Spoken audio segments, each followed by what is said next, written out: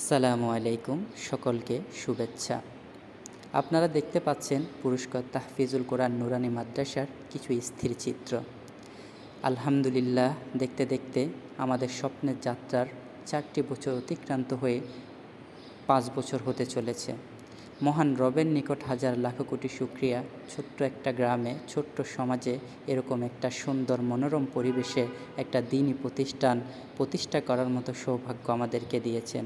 সেই সাথে কৃতজ্ঞতা জ্ঞাপন করি আমাদের সেই সকল ভাইদেরকে যাদের অক্লান্ত পরিশ্রম, মেধা ও আন্তরিক প্রচেষ্টার ঐকান্তিক ফলে আজকের এই প্রতিষ্ঠান।